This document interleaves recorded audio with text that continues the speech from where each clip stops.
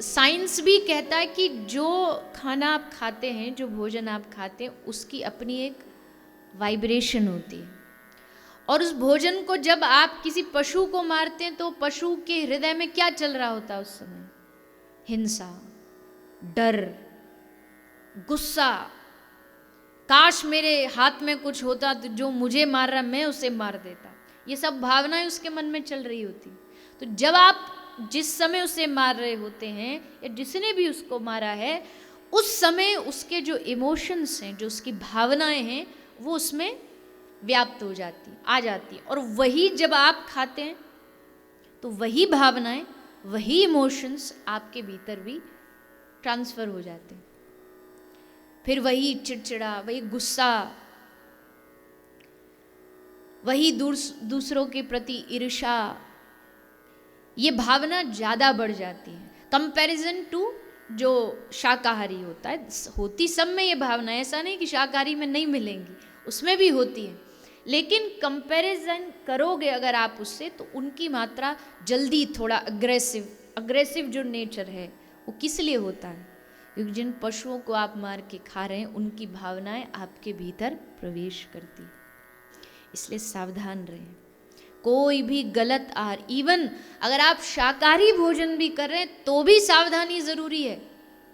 शाकाहारी में भी ये नहीं कि जो मन किया जा कर के कहीं भी कुछ भी, पहले उसको देखना। और हमारे शास्त्र कहते हैं, भारतीय परंपरा कहती है कि जब भी आप भोजन करो तो सब भोजन करने से पहले क्या करना चाहिए? हाथ जोड़ करके भगवान को भोग लगाते। प्रसाद, उस खाने को प्रसाद बनाने का जो प्रोसेस है उसको भोग कहते हैं। भगवान को ऑफर करते हैं। हमें जो भी खाना है, हमें जो भी पाना है, वो हम भगवान को पहले अर्पित करते हैं, फिर उस प्रसाद को, फिर वो खाना भोग बन गया, फिर वो प्रसाद बन गया, तब उसको हम ग्रहण कर सकते हैं। तो क्या हुआ उसमें? जो अन्य और कोई भी दूषित तत्व हुए तो, क्योंकि आजकल तो भोजन में दूषित तत्व तो होते ही होते हैं। भोजन कोई भी शुद्ध रहा नहीं, हर चीज़ में इंजेक्शन है, हर चीज़ में जो पेस्टिसाइड्स इत्यादि सब चीज़ें डली हुई हैं। तो उस जो भोजन की शुद्धता को करने के लिए, उसको पवित्र करने के लिए, शुद्धता, साइंस आपको खाना शुद्ध बनाना बता सकती है। साइंस आपको पानी प्योरीफाई कैसे होगा ये बता सकती है कि घर में आरओ लगाओ, आपका पानी प्योरीफाई हो जाएगा।